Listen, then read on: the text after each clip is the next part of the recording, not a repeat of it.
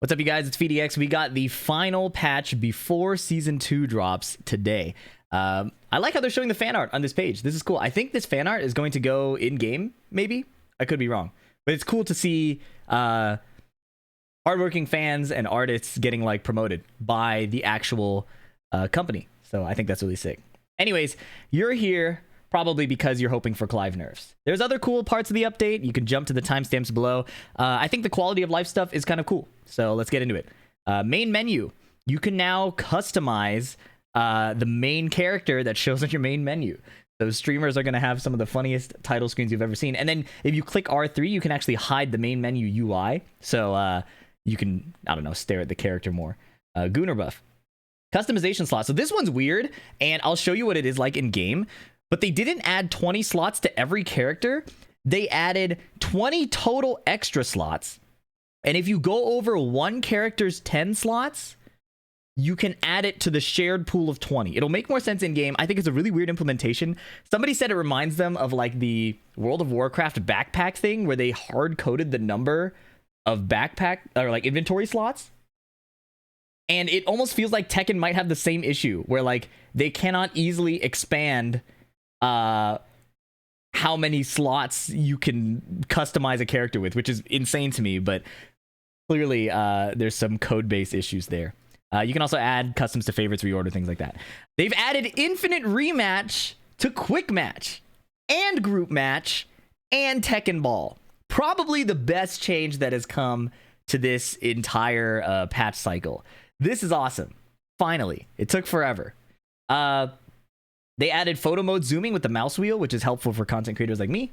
I don't have that accuracy on a controller, so it's nice to use the mouse. Hide player names. This is an interesting change. Basically, there are places where I guess like in game you could see their name. On like when you rank up or rank down, you could see your friends, your following, your rivals. There's a bunch of places where player names can be shown. You have the option now to hide them, as well as hiding other information. So I know people who actually play better when they mod their ranks out.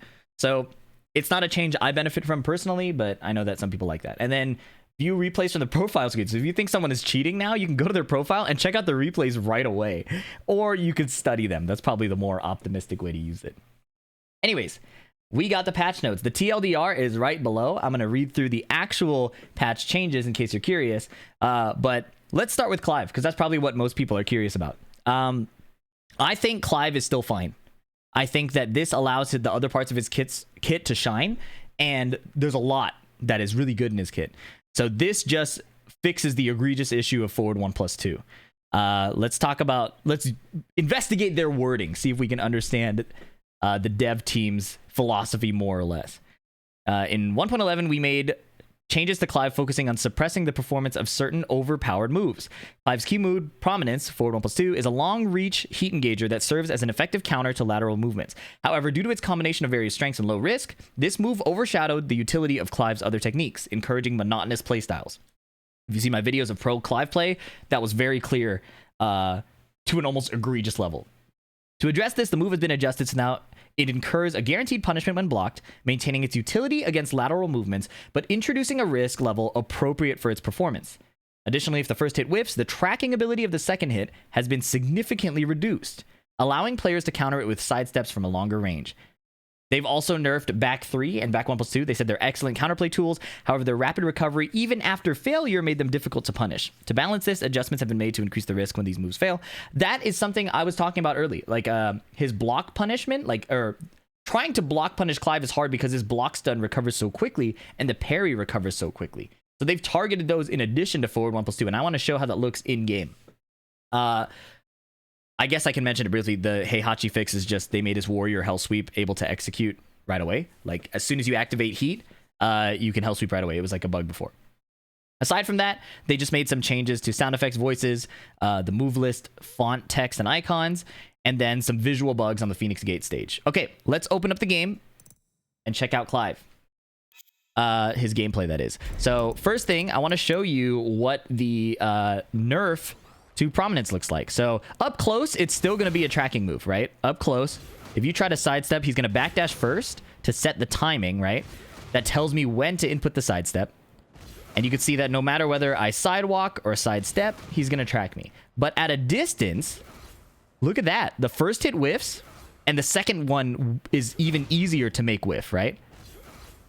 All I'm doing is doing sidestep block, and the second one almost completely whiffs. Now, I think against this move, now that we're going to be trying to sidestep it, it's easier going to the left. It seems to have a bit more tracking if you try to do sidestep right, like that.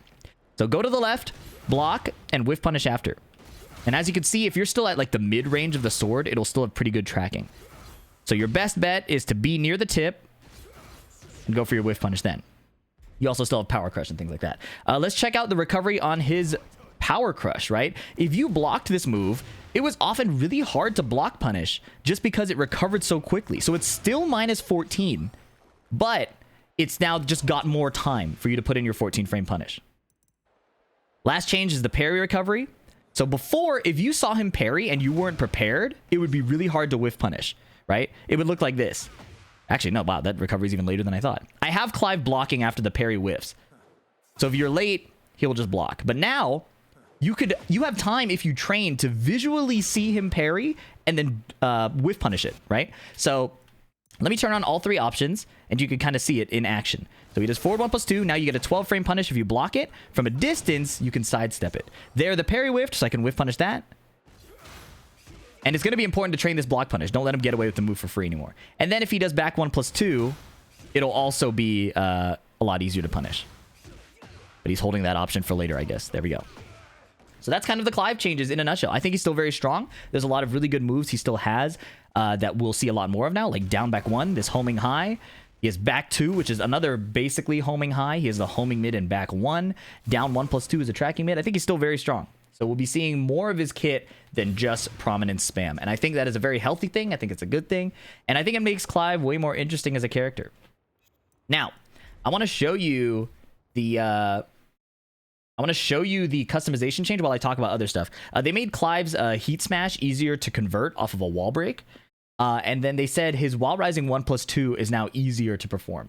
I didn't know that was an issue, but now it's easier. And then Phoenix 3-2 is less likely to whiff against the wall. All right, these are my beautiful Clive customs, okay? Now, instead of adding 20 slots to each character, which is what I thought it meant, there's a shared tab where you have 20 extra slots across all characters.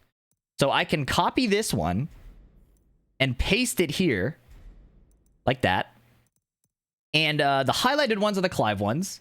And the other ones are my other characters. As you can see, Steve, Victor, Dragonov, and Lars. Now, if I go to Steve, for example, these are all my 10 custom slots completely filled.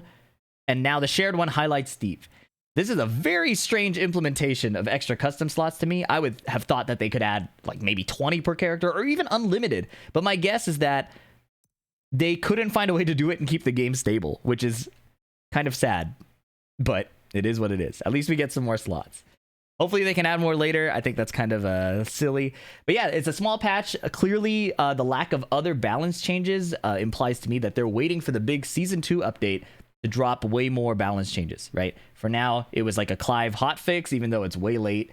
Somebody called it a cold fix. I thought that was funny. Yeah, more to be seen. Noticeably, his 1+2 is untouched. That's his 13 frame demon breath. I guess I'll pull that up real quick. I'm excited to customize Nina. I'm not going to lie. Clive's demon breath is a really, really strong mid, and I'm actually surprised that it went untouched. It seems like they want to see how Clive performs after these nerfs to see if it's still an issue. So, in my opinion, we'll still be seeing a lot of kind of degenerate 1+2 spam up close. The parry is still going to be really good. Just you have to be a bit more careful with it. But because the parry is nerfed and because prominence is nerfed, I think we'll be seeing a lot more 1+2 and a lot more of Clive's other moves that are actually pretty cool. This move is ridiculous, right? More of this will be showing up. More of this. With back 2, you're going to want to duck it. What was the other move? Down back 1, an actual proper homing move. You're going to want to duck that too. This is a counter hit launcher. That's the uniqueness of this move, right? But yeah, that's kind of the crux of the Clive changes. Practice punishing forward 1+2. I know I have to do it because I'm so used to just doing nothing after blocking it. And then at the tip, practice sidestepping it, side walking. I have a video that I'm planning to put out soon where we kind of investigate the mechanics of sidestepping in Tekken 8, why it's so confusing to some people, why it's easier for other people. I'm looking forward to putting that out, so please look forward to that. That's all for now. Catch you in the next one. Peace.